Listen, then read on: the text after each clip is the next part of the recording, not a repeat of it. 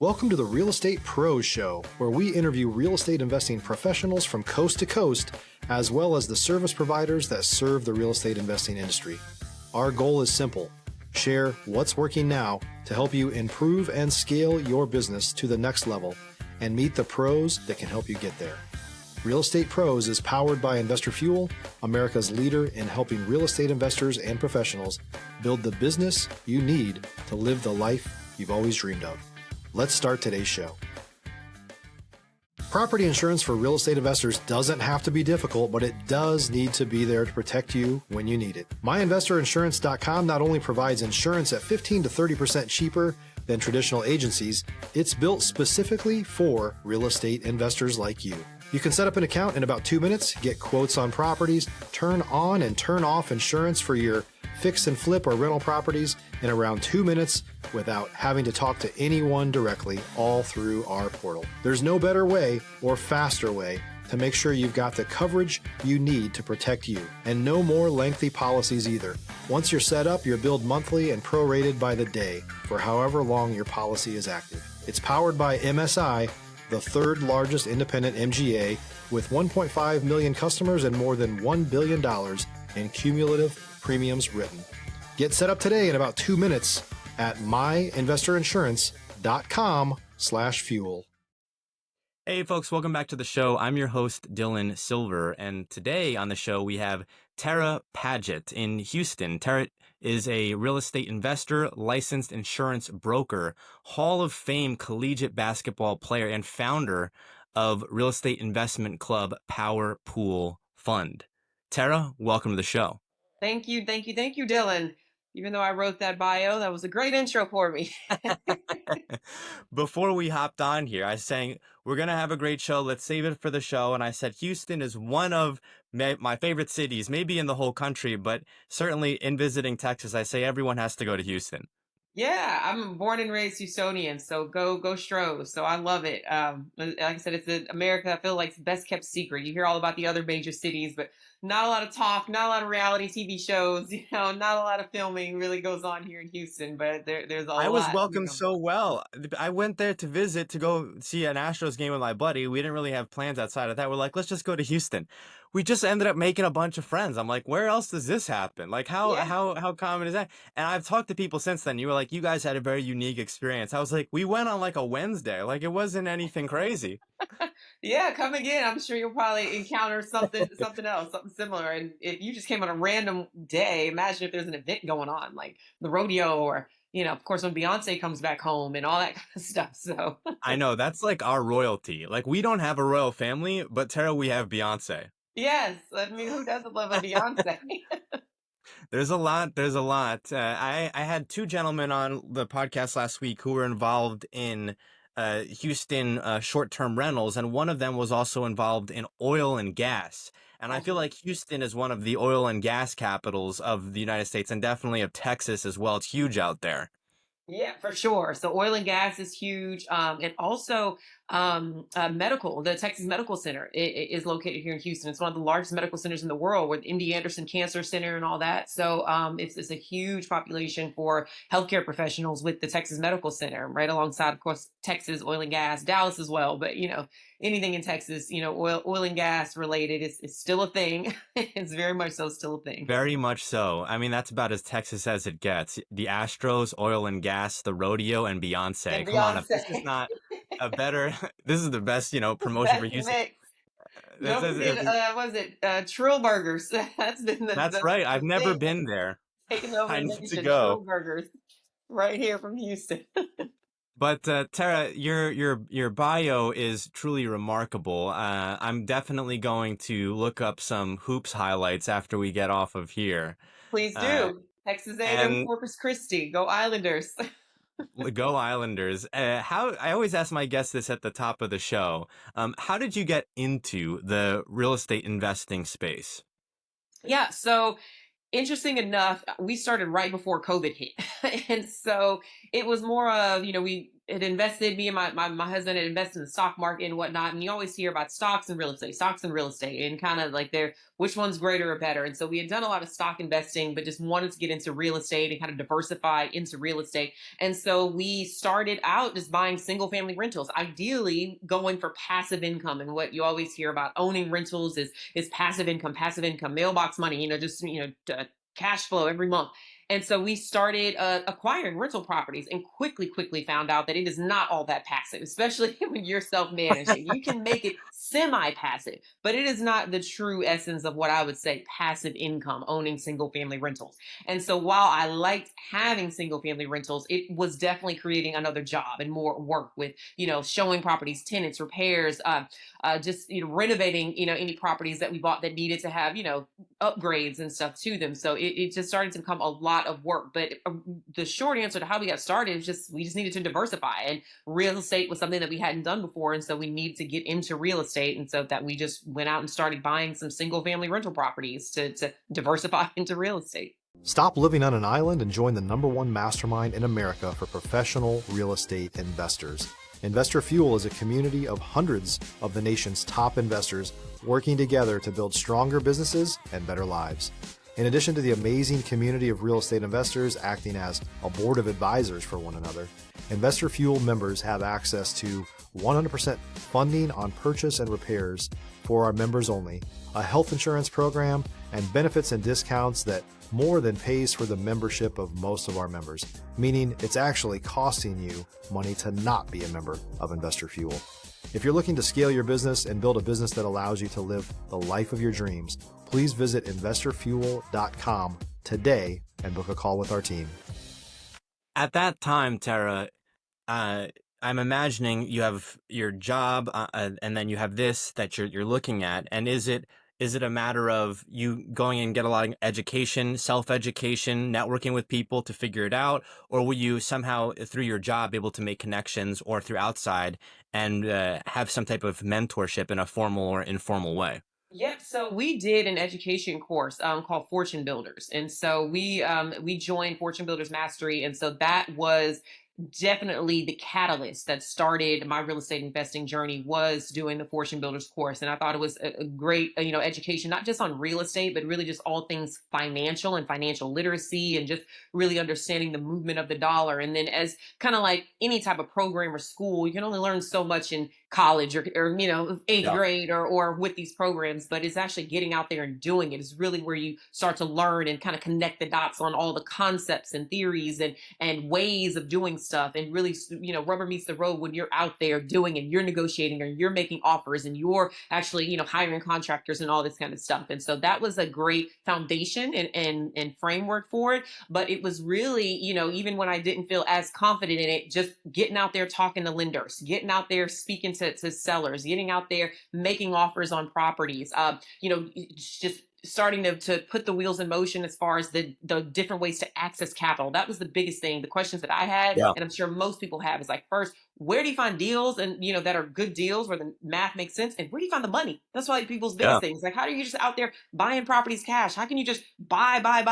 Where do you find the money? And that was probably one of the most important and biggest things. And I probably watched the financing curriculum 2 or 3 times, to really dive in. And that's been the biggest kind of like eye opener, that it's so true. You really don't need a lot of money to start. You do need money, but you don't Yeah. necessarily need your own money to start. So you definitely need some type of money to get into real estate, to acquire properties, but you don't necessarily need your own money. And so taking that education is really where I just dove in, head first, and really absorbed a lot of it, and just got out there and started putting it to action. Tried not to get, analysis paralysis, where you just Yep. evaluating and watching and thinking all the time. But you really, the best bet is like staying in school your whole life. You got to get out there and get a job, and get real life experience and action. And so that's what I did, and it has really just accelerated my real estate investing journey. I had a similar experience. I was selling cars, and I knew that these 12-hour days and just letting the money sit somewhere was not forever for me. I just felt it, right? And I was trying to get involved in real estate, wasn't really sure what and how. I knew nobody. I didn't know anything about anything. In Texas, we have, TREC promulgated forms. I didn't know how to read these contracts. It seemed like a bunch of legalese and jargon I couldn't understand. So I ended up going into the real estate field, working for a wholesale company, which was a great crash course in real estate. Went to a RIA conference, paid a bunch of money to get into that room, and then it just clicked for me. And so it sounds like you maybe had a different experience, but similar in some ways, because having that room, you mentioned the fortune builders, it just set off a interest and passion in real estate investing. Yeah, I mean, it really just connected a lot of dots that we kind of knew that what we either should be doing or could be doing, or in looking at returns and how we can earn the passive income. And so just doing that, it really connected a lot of dots of not only yes we should be doing real estate, but the why and how to do real estate to really make it a revenue stream for your personal financial statement. And so, yeah, I just think it really takes a lot of time to educate yourself. And when I talk to people, I always say you don't need to spend all day every day, but even small amounts, but just every single day. I do something towards educating myself in all spaces every single day, Monday to Sunday. So whether it's 10 minutes, whether it's doing a podcast somewhere, or listening to a podcast, or reading a chapter in a book, or watching some shorts on YouTube, or having conversations with other investors, something Monday to Sunday, whether it's 10 minutes or whether it's 10 hours or whatever, I just have the time listening to something as I'm washing dishes, something that is constantly educating myself on different strategies and just different aspects of the space that I'm in, of this industry. Tara, you talked about getting in the single family rental space. Was this 12-month leases that you for your first deals that you were getting under contract? If you're looking for consistent, high-quality leads, look no further than Investor Machine. Investor Machine isn't just another agency. It's the most sophisticated, data-driven lead generation company on the planet for real estate investors, and serves the role of being not just a lead generator for your business, but a marketing partner that is helping you achieve your goals along the way. Go to investormachine.com to learn more and schedule a call with our team today.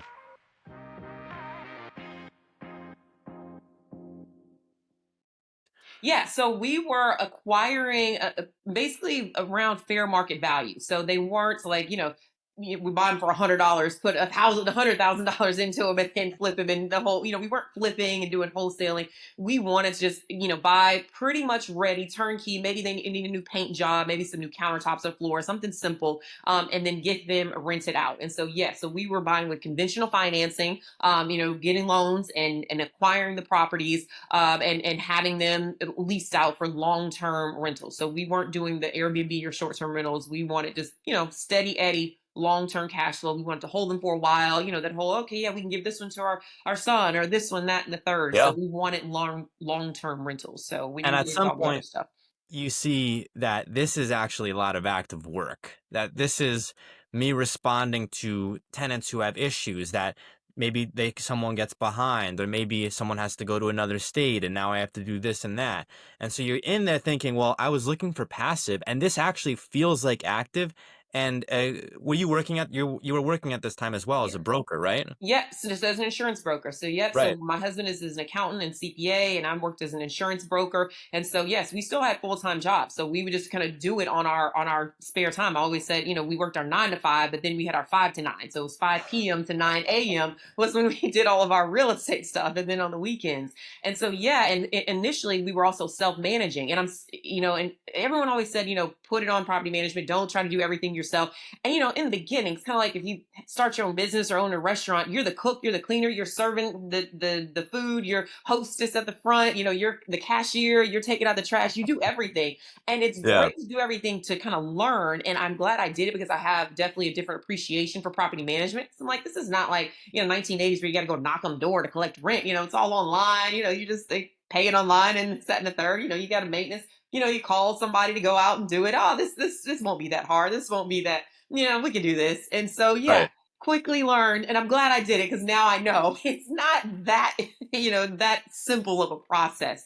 And so, and the biggest thing that I found is really evaluating tenants because we've had some Yeah. forward ones. I'm not gonna lie. So really, it's just evaluating tenants and making sure you're putting the right people in your property, in your asset. I mean, this is a house, a home that everyone needs somewhere to live. And, I'm just amazed. I have a different perspective on tenants and residents and people that rent. I'm amazed at kind of some of the mindset and the attitudes and the behaviors of people that are renting someone else's home and the level Yeah. of entitlement that they feel with certain things. I mean, it's very eye opening, and that like really okay. So we'll leave that there. But so we got up to about 10 properties to where we're like, this is way too much. And so we did. We started putting them all on property management, which definitely took a lot off of our plate for sure. But it Yeah. still wasn't completely passive. I mean, we still were then managing the manager and making sure they were keeping expenses low, that our incentives were aligned, that, they were, finding the types of tenants that if we don't want smokers or we don't want people with dogs or whatnot in the house, that's our choice, our preference as owners of the property, and that we controlled it. So making sure that they were keeping, what we were desiring in line and doing that in an efficient manner where we were keeping long-term tenants and keeping expenses down to make it a good, profitable, investment vehicle for us. So And so you we did. now have the property manager in place and you have 10 properties. And at this point in time, you must be thinking, we've got something really, really great going on here. But are you also thinking, how do we get this to a point where this can take over so we can effectively make this our full-time deal? Are you thinking that at this point in time? If you're a new or newer real estate investor looking to launch or grow your real estate investing business, please check out Investor Fuel Club.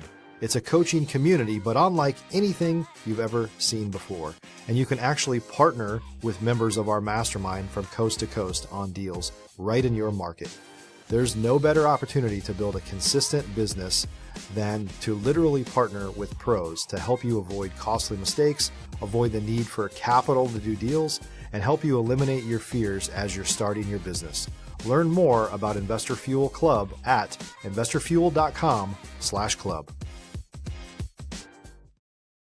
So we were thinking, okay, now we see the returns on single family rentals, and we would get excited. Oh, double digit returns was always the goal. And so, okay, if we could get 10, 12%, great. But then I started looking at, the more that you're in this space, and I just think as you talk out loud, you start seeing different stuff on your news feeds on different platforms, Right. about syndications and investing and doing all other kinds of stuff. And I started to look into private equity and commercial syndications. And I'm like, okay, we're getting excited seeing projections of 10, 12%. These operators and multiple ones, they're projecting, say on, let's just say multifamily, that's an easy one, 15%. And then, once we started looking at track records, they're selling or closing out at 25% or 20%. Yep. Some, you're getting, 1.7 equity multiples or 2.0 equity multiples. And so I'm like, if we're getting excited over, 8%, 10% returns, maybe, 300 cash flow, but seeing the returns on the commercial side, it was like, okay, what are we missing here? And so, How do we get into and commercial? it was truly passive where we weren't picking out paint colors, we weren't sourcing the deal, we weren't signing the line for the debt, they were doing all that. And so we ended up selling about half of our portfolio and started shifting those funds into these private equity and commercial syndication investments, mainly because the seeing track record and understanding what they were doing, how they were doing, and having done it on the single family side, we were like, we can diversify across both different geographies because I'm in the Houston market, so all of our properties Yep. were just near Houston, but we can diversify throughout the Midwest and East Coast to West Coast. We can diversify amongst sponsors, diversify geography, diversify asset classes. Multifamily is one, yes, but land or industrial real estate or mixed use type of buildings. And so we Yeah. were able to diversify on a lot greater scale. And the biggest kind of eye-opening aha, it's like, okay, when we're buying these single family rentals, because we're not house hacking and living in them, there's no VHA, FHA, 3% down, nothing. It's 20, 25% down, and buying right around fair market value or whatever we can negotiate lower. You're putting down 50, 80K, Yep. based on the price point of the home. So I'm like, okay, if we're going to do a cash outlay of 50, 80K, one home, and we're still heavily involved work-wise, a lot of these syndications have a minimums of anywhere from 50, 75, 100K. We can deploy that into that.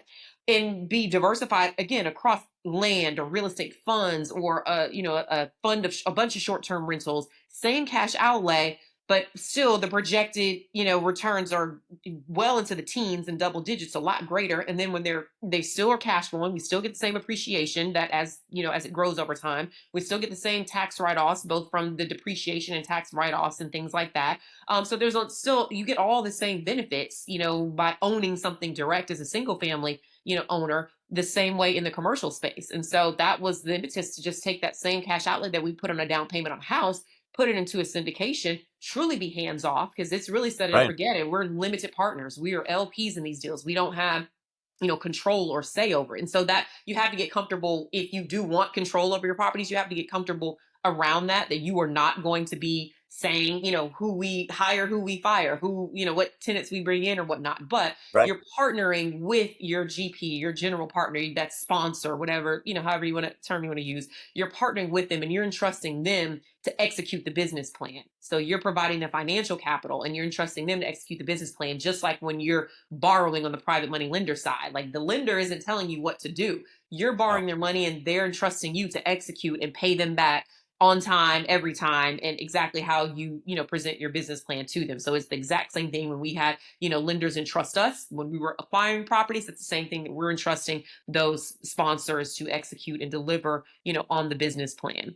At that point, Tara, did you sell your entire single family portfolio? Or did you keep a couple? Yeah, we still have a handful of them. So we didn't sell all of them. So we do still have a handful of them. Just Okay. I do still believe in the single family rental space. And since we'd already acquired them, we were at during the 2020 2021 time, the 2% 3% or whatever interest rates. So we have low leverage on them, low interest rates on them. And so, yes, so we do still have a handful of them and, just to be determined kind of what we'll do in the future with them. But I am still looking to hold those for a little bit longer until it just makes sense to divest those. And so right now it doesn't make sense. And so we are holding on to them. So you then have the single family, you have the commercial syndications. This commercial syndications is mailbox money.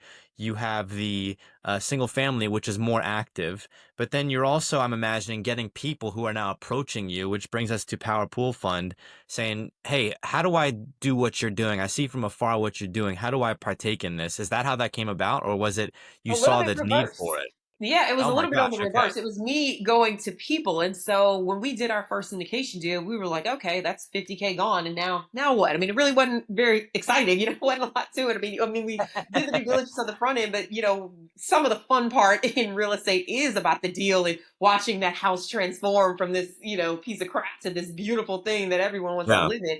And so I was like, okay, well, there goes 50K. Now what? And so we started to, I had the idea, if, okay, 50K, that's, one for a lot of people, that's a lot of money. And that's just really probably one deal a year or however long it takes you to gather up another 50K to be able to do another deal. And so I thought, well, if we broke this down and you say just do maybe 5 or 10K a piece, I could do 5 deals, doing the minimum investment, do 5 deals a year, but pooling alongside other friends and family. So I started reaching out to folks that may have wanted to just to pique their interest, see, if they wanted to invest in real estate, and just started talking to folks. And so we got a handful of our just close friends and family, really those that like stood in our wedding, Yep. and said, hey, we can pool 5, 10K together and get on these, bigger real estate deals, hands off without doing, 100% of the work and still, get some of these same cash flow projected returns, and all the things that come along with real estate, but without putting out, 50K every single time. So 50K is a lot for a lot of people, but a lot of people can do 5 or 10K. And so that was the goal, is just breaking it down and making it more accessible by bringing in smaller amounts of capital, but by pooling it with others, which is exactly what syndications are doing. They're taking all of the investors, and small to them is 50 or 100K, but small to the individual investor, maybe 5 or 10K. And so they're just pooling all of our investor capital to be able to do these deals. That's all we're doing to be able to do their deals, is just pooling smaller amounts of capital. I've got 5 or 10, you've got 5 or 10, maybe you want to put in 20, you want to put in 15. We pull it all together. And as long as we meet the minimums, that's where we're able to do the deal. So it was me reaching out to folks saying, hey, you want to get in on some real estate and do what we're doing.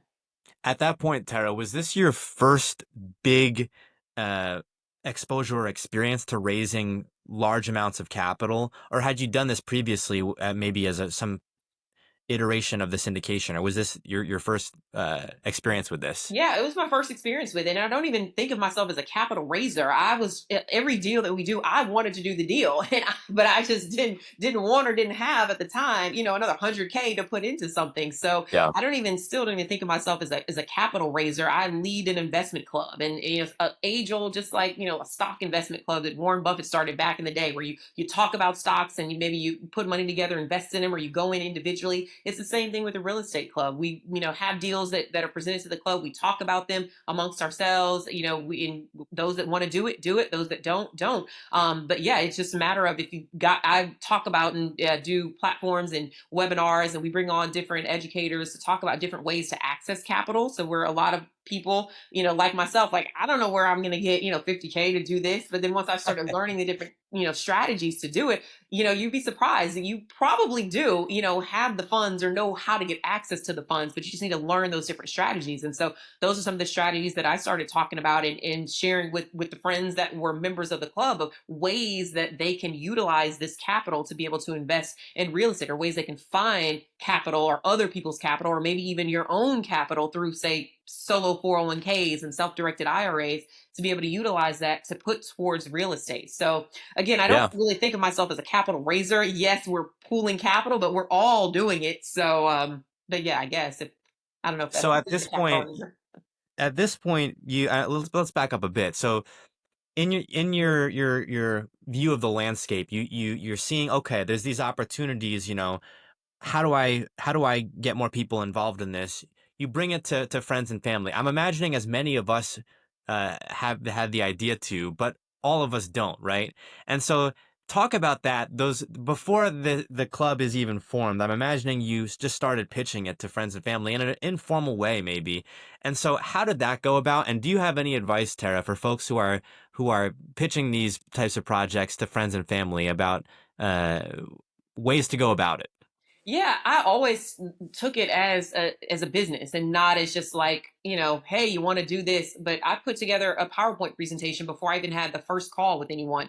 And so thought about, what would someone like me want to know if someone was coming to me with an idea on, investing in real estate and doing it in this kind of club group investing model. So I put together a PowerPoint presentation and, pull graphics and things like that, just to explain what it is, what it does, what the benefits are, and just spoke to and asked myself questions that I would want to know, and answered those questions in the presentation. So when I reached out to folks, and a lot of people want to invest in real estate, but like most, you just don't have a clue of where to get started. So it's not easy. It's not a Right. hard task. It's pretty easy it pique someone's interest about investing in real estate. That's not the challenge, is just piquing someone's interest. I think a lot of people want to do real estate, but just don't have the money, or don't think they have the money, and just don't know really where to start, don't have the knowledge or education on how to start within, a lot of people they're scared. They don't want to lose money. And anything Yeah. that we do is a risk. Jim Rohn has a Yes. thing that, like, everything is risky. Getting married is risky. Having children is risky. The funny line is, like, you want to know how risky life is? You're not going to get out alive. You're not Right. going to make it out alive. So everything's a risk. But a lot of folks may be a little fearful of losing money, which is very much a thing, that you can happen when you're doing investments. Look at your stock portfolio. Are you not doing that anymore? You see what that's been going on over the past, couple of weeks. Have you stopped, that 401k investing, with your job? No. But it's just, you try to take calculated risk. And so getting people's interest in real estate itself wasn't the challenge at all. It was really the knowledge base, really getting an understanding of, you probably do have funds that you don't realize that you can have access to, or, just kind of getting an understanding of what you're doing and how you're doing it, to make you, because my goal was always to make people a more informed investor. I'm not an investment advisor. I'm doing these deals for my own family and my own portfolio. And as you should, as you're investing, do it for your own family and your own portfolio. But there's definitely a level of education that I have that, a lot of people, if you're not in this space, don't. And so I've always encouraged, do your due diligence, do your research, ask the questions or whatnot. And so I provide a lot of that in the club with different calls that will bring different people on, like we had a lender talk about, borrowing and putting yourself in the best position to borrow from the lender perspective. Or we had an infinite banking strategist come on and talk about how to use those, the cash value life insurance policies to be able to use it as your personal bank, like the Rockefellers have done over generations. Different things like that. We had an IRS tax auditor come on and be like, okay, if you're doing real estate from an auditor's perspective that works for the IRS, these are some tips and tools, and how you should organize and do things, and what is acceptable, what is not acceptable to write off, that kind of stuff. So providing all kinds of education to help make investors more informed in what they're doing. But also, again, you got to get off the bench, and you got to get out there. You got to take that leap of faith, take that risk, so to speak. But what we're doing in the club is trying to make a calculated risk, and we're trying to just do what all we can do to evaluate. And the point of doing it with the club is that it's not just your perspective. It's your perspective, he, she, and its perspective. It's my thoughts too. And so something that I may think of that you never thought of, or something that this person brings to the attention of the group that didn't even cross my mind, as far as something to consider and to evaluate. So it really makes everyone stronger when you're bringing in other people's thoughts and opinions and what they get. I'm an insurance professional, so I'm always like, I know that insurance is going to go up year to year, and depending on what type of cycle we're in the insurance market space. So that's the eye that I'm looking at. My husband is a CPA, so he's looking at it from the numbers and the accounting perspective. Someone else that has their own mindset on what they may call out as like either risky or good or whatever. So it really helps bringing just value to everyone when you're looking at it together. And then also you're pooling it together. So I'd say, $5,000, $10,000 is not going to bankrupt, someone. And if it does, you really shouldn't be investing or using that money to invest. If that will, bankrupt you, you can't take, that family vacation this summer because of it. So it really is your discretionary income, not your live on, the income that you buy your groceries or you need to pay your light bill with. So that discretionary income, nobody wants to lose any dollar. That's Buffett's rule number one, never lose money. So no one wants to lose it, but it's a lot easier pill to swallow losing 5 to 10K than it is losing 50 or 100K. And so that's why we do these small amounts, pooling it with others. Tara, when you were going from friends and family to then bringing in people who are not, directly in contact with every day, was that a step where you realized, whoa, this is getting to a point where I hadn't even seen this growth, and now this is turning into something that, is totally different? Or when you started it, you were like, no, I'm going to get there eventually. That's the end goal. Yeah. And I realized that I thought, I didn't think really long term on it. I was just like, I want to do a couple more deals this year. So let's get some friends and family to do it. But then as the year went on, kind of the well kind of got dry. It's like, okay, well, we probably do need more people, because maybe people won't even have 5 or 10K every, let's say, quarter even to invest in something. And so then, I needed to get into growth mode, and I needed to, reach out and make this a little bit more public to let people know that there's something like this out there for them if they wanted to join our friends and family club and become a part of our friends list and part of our family,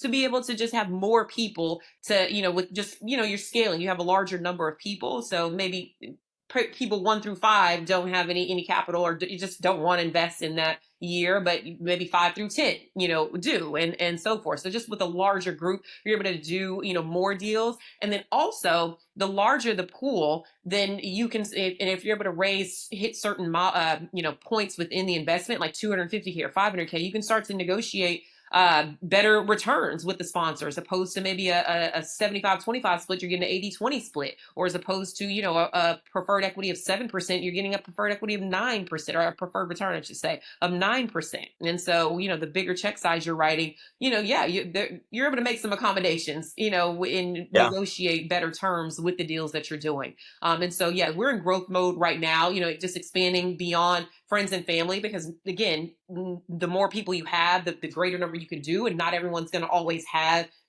funds to divest it because we review a deal about every month or so, month or every month or every other month. So you just, more people, the more you can consistently do deals, and the bigger checks you can start to write.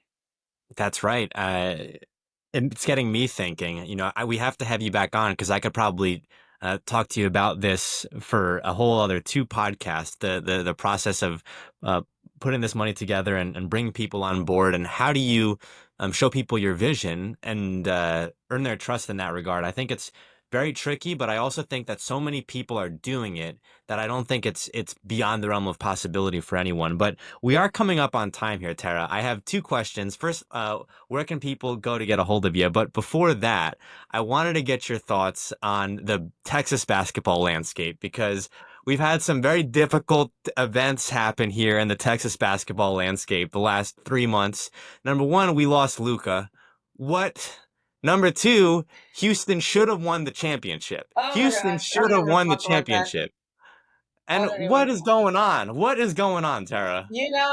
Luca, I saw some funny memes online where he was like trading in like a G-Wagon for, a Corolla. It's Yeah. like, What is you're going giving on? up, I mean, an MVP player, a franchise player, and a name, a force, and I don't even know why. I mean, I have some No one knows. speculation. I'm not going to put it out there publicly, the speculation, but, you know, hey, they had to make a decision. That was their decision, and you roll with it. And I Yeah. don't even know who the owner of. I know it's not Cuban anymore. I don't even know who the owner of the I Mavs know are. people But are mad at him, and I'm like, he has nothing to do with this at I'm this like, he point. sold Like, his insurance before all that. So I don't even know. But best of luck to the Dallas Mavericks, and the yes. future that they see a future without Luka, and the Lakers saw a future with him. So I don't know. But that was a big question mark. I'm sure that's out of a lot of people's heads. Like, why would you give up Luka? Like, he's a franchise player, but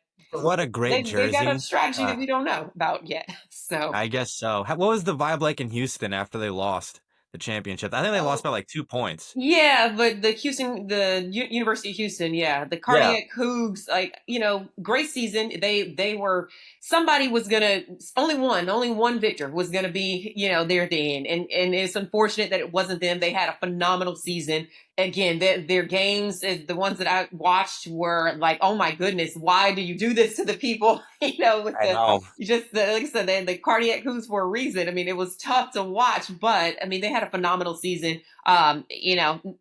Only those guys can even know what it's like to play in a championship game like that. And so, it was a tough loss. I mean, you It hate to was a see tough loss. how it Ah, happened. I mean, and I'm sure the guys that were on the court, and even the coach Sampson. I mean, it's a tough pill to swallow. But ah, life goes on. We yeah.